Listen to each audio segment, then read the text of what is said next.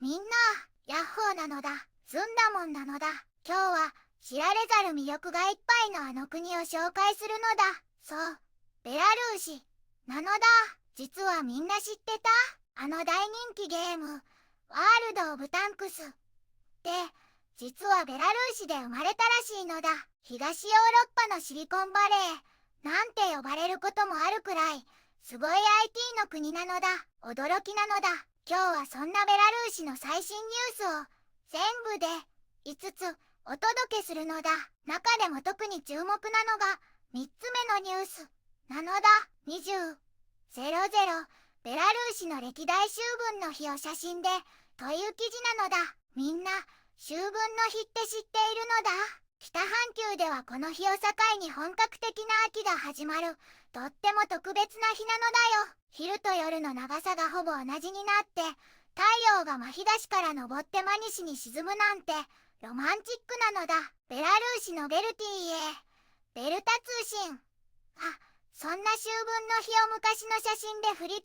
ているのだ。1950年代のスポーツスクールやシノフェスティバル、2000年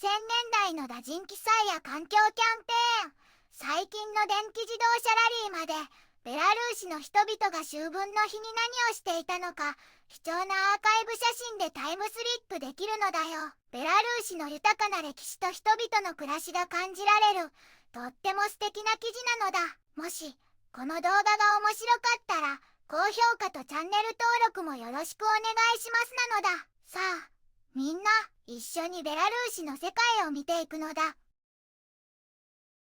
皆さん、東ヨーロッパの真ん中に位置する、ちょっとミステリアスな国、ベラルーシをご紹介するのだ。この国は、豊かな森と湖に囲まれた、自然が美しい場所なのだ。首都は、第二次世界大戦で大きな被害を受けた後、見事に復興を遂げた近代的な町、ミンスクなのだよ。かつてはソビエト連邦の一部だったけれど、1991年に独立を果たして、現在は大統領制を敷いているのだ。少しユニークな政治体制を持っていることでも知られているのだ。人口はおよそ930万人くらいで、人々は穏やかで勤勉なのだ。主要産業は農業が盛んで、じゃがいもや牛乳は重要な特産品なのだ。重工業や IT 産業も近年発展しているのだよ。文化的には素朴で美しい伝統衣装や民族音楽、舞踊が今も大切に受け継がれている文化豊かな国なのだ。最近では隣国ロシアとの関係や国際社会でのベラルーシの立ち位置が注目されることが多いのだ。ニュースでその名を聞く機会も増えたんじゃないかな。自然の美しさとどこか懐かしい温かさが息づくベラルーシ。ぜひ一度訪れてみてほしい国なのだ。一つ目のニュースなのだ。ルカシェンコ大統領、ベラルーシ映画シリーズ制作の監督に意欲という記事なのだ。ベラルーシのルカシェンコ大統領が、なんと、ベラルーシの豊かな歴史をテーマにした映画制作を、自ら監督したいと表明したのだ。これってすごいことなのだ。これは、国民統一の日、という大事な日に開かれた専門家会議での出来事なのだ。ベラルーシ青年組織の代表であるワジム・ボロビクさんがこんな提案をしたのだ。僕たちの国の歴史は1000年も続いているのに、今は大祖国戦争1941、1945年や1939年の再統一といった特定の重要な期間にばかり注目が集まりすぎているのだ。彼はベラルーシの国営映画会社にはベラルーシ国家がどのように成り立ち発展してきたのか、その1000年の歴史すべてを網羅した本当に良い映画を作るよう指示すべきなのだと熱く語ったのだ。人々がベラルーシの歴史は最近始まったばかりだなんて思わないようにしたいというのが彼の願いなのだ。この提案を聞いてルカシェンコ大統領はすぐさま応じたのだ。もちろん、映画で歴史を表現したいのだ。そのための脚本さえあれば、私は喜んで協力するのだ、と表明したのだ。ただし、条件があるのだ。正しい歴史的事実に基づいた本当に良い脚本が必要なのだ。費用は問題じゃないのだ。一番大事なのは愛国心にあふれていて誠実で正直な脚本であることなのだと、その重要性を強調したのだ。会議では議会のイゴール・マルザリューク議員がすでにベラルーシ国営テレビラジオ会社で関連作業が始まっていることを報告したのだ。大統領もこれに脚本をくれれば私が監督するのだ。焦らず少しずつこの方向で映画を作っていくのだと重ねてやる気満々な姿勢を見せたのだ。さらに大統領はミンスクで建設中の新しい国立歴史博物館についても言及したのだ。この博物館も映画と同じように若者たちが訪れて祖国への誇りを深く感じられるような場所にしたいと考えているそうなのだ。ベラルーシの豊かな歴史が映画や博物館を通じてもっともっと多くの人々に愛され伝えられていくのが今からとっても楽しみなのだ。2つ目のニュースなのだ。ベラルーシ商工会議所中国四川省との協力強化という記事なのだ。ヤッホー。みんな、ベラルーシのニュースをずんだもんがお届けするのだ。2025年9月17日、ベラルーシ商工会議所ベル CCI が中国の四川省との協力をもっともっと強くしているって話題なのだ。この日はベラルーシ、中国、四川っていう円卓会議がベル CCI で開かれて四川省の代表団も参加したんだって。ベル CCI の副議長エレナ・マリノフスカヤさんが言っていたのだ。中国との協力はどんどん活発になっているみたいで先日には長春からの代表団が来ていたし10月9日にはブレストで中国との実務協力フォーラムも開催される予定なのだ。それに上海での中国国際輸入博覧会 CIIE の準備も進んでいてたくさんの企業が参加を希望して展示スペースも全部埋まっちゃったんだって。すごい人気なのだ。今回の会議も中国との協力をもっと発展させるための大切な一歩なんだって。こういう会議はいつも活発に行われているらしいのだ。今回の B に B セッションには17社が登録してお互いの協力についてじっくり話し合ったそうだよ。会議の最後にはベル CCI のブレスト事務所と四川省国際貿易促進委員会との間で協力協定も結ばれたのだ。ベラルーシと中国の関係がますます深まっていくのが楽しみなのだ。3つ目のニュースなのだ。2000ベラルーシの歴代秋分の日を写真でという記事なのだ。みんな秋分の日って知っているのだ。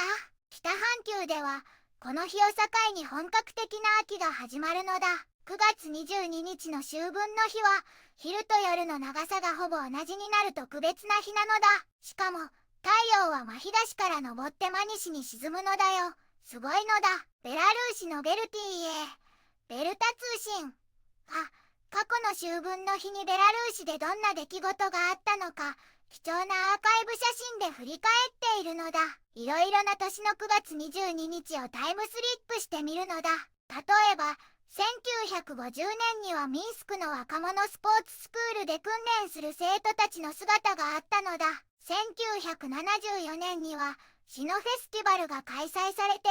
作家のイワン・シャミヤーキンさんがサインしていたのだよ。1975年には大きな粉砕選別工場の建設現場があったり1987年には人民教師と生徒たちの交流があったりと昔からいろいろな風景があったのだ。2000年代に入ると2007年には収穫を祝う打人記祭が盛り上がっていたのだ。2009年には深い霧に包まれた幻想的な景色が見られたのだし2010年と2017年には世界自動車なしデーに合わせて交通警察官がキャンペーンをしたり人々が環境について考えたりしたのだ。もっと最近では2020年には美しいスズメバチや軍事演習スラブ友好が行われたのだ。そして2021年には電気自動車のラリーやミスベラルーシのダリア・ゴンチャレビッチさんが登場するなどその時々でベラルーシの人々が多様な活動をしていたのがわかるのだ。秋分の日は単なる季節の節目だけじゃなくて、ベラルーシの人々の暮らしや歴史が詰まった特別な一日なのだと、アーカイブ写真が教えてくれるのだ。毎年違うけれど、どれもベラルーシの大切な記憶の一部なのだよ。4つ目のニュースなのだ。1959、ミンスクで愛国勢力フォーラム開催という記事なのだ。ベラルーシのニュースサイト、ベルティーエから最新情報をお届けするのだ。ウェブページにはたくさんの重要なニュースが紹介されているのだ。まず、ミンスクでは国民統一の日に合わせた愛国勢力フォーラムが盛大に開催されたのだ。これはとても大切なイベントなのだ。ルカシェンコ大統領は様々な発言をしているのだ。ベラルーシの歴史映画制作を監督したいと考えていて、国家のアイデアを無理に押し付けるのは反対なのだ。経済が国の発展の鍵だと強調し、若い家族のための住宅支援も重要視しているのだ。外交では、ポーランドとリトアニアが受刑者の恩赦とは無関係だと表明し、ポーランドの国境閉鎖決定を強く非難しているのだ。ウクライナの和平交渉に変わるものはないとも強調しているのだ。多極世界と安全保障へのコミットメントも再確認しているのだ。経済面では、ベラルーシがモスクワで開かれる世界原子力週間に参加する予定なのだ。EV 車の数が2025年末までに5万台に達すると予想されているのだ。中国やロシアの地方との協力強化も積極的に進めているのだ。新しい建設技術の展示も行われているのだ。安全保障についても動きがあるのだ。サパッと2025という軍事演習では、これまでにない高い透明性を確保していると報告しているのだ。IAEA には各安全保障を脅かす行動に対応するよう強く求めているのだ。ベラルーシは核エネルギーのインフラ整備に関する専門知識を共有する準備ができているのだ。ポーランドとの関係は少し緊張しているのだ。外務省はポーランドの国境閉鎖を非難し、専門家はこれを純粋な政治だと分析しているのだ。ベラルーシの税関は国境検問所の再開にいつでも対応できる準備があるのだ。国民統一の日はベラルーシにとって特別な記念日なのだ。1939年の西部ベラルーシ解放戦に参加した人々の功績を忘れてはならないとされているのだ。このようにベラルーシでは愛国心の強化、大統領のリーダーシップ、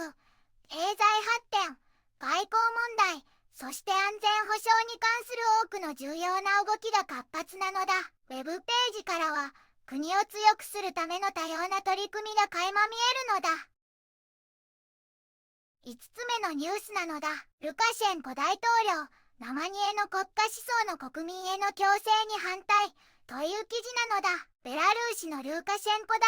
統領は、国家のアイデアは大統領令なんかでポンと決められるものじゃないのだって話しているのだ。それは国民みんなの心の中でじっくり育って広く受け入れられる必要があるって言っているのだ。この意見は新民統一の日に開かれたイデオロギー専門家たちとの会議で出たのだ。専門家の中には大統領令で国家のアイデアを定めるべきだっていう考えと、理論よりも実践的なイデオロギー活動に力を入れるべきだっていう考えがあるのだ。でも大統領自身はどんな人にも国家のアイデアを無理強いするつもりはないのだって強調しているのだ。法律で決めたりすることも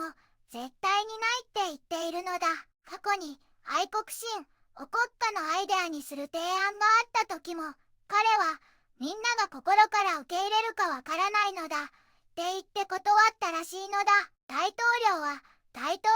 令でアイデアが急に生まれるなんてことはありえないと考えているのだ。もし国民の心をつかめないようなアイデアを無理に作るくらいなら何もしない方がマシだって思っているのだ。国家のアイデア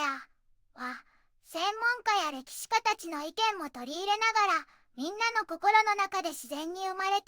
公開の場でしっかり議論されることが大切だって強調しているのだ。もしみんなの心に響かないなら、僕はどんなアイデアも国家のものとして認めたり、押し付けたりはしないのだ。って、彼は約束しているのだ。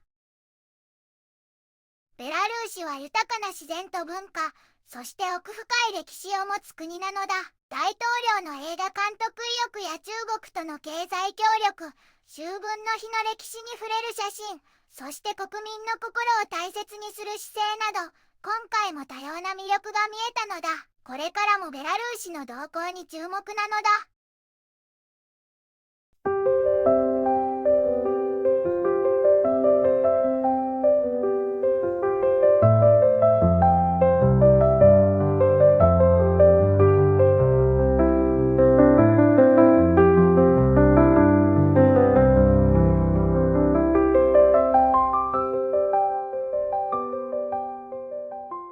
こんにちはなのだ。この番組では世界のあまり知られていない国や地域からちょっと不思議でちょっと感動するニュースをお届けするのだ。日本ではあまり話題にならないけど、世界には僕たちが知らないままの出来事や優しさや驚きに満ちた物語がたくさんあるのだよ。テレビでもネットでもあまり見かけないけれど、本当はもっと伝えられるべき小さな世界の声、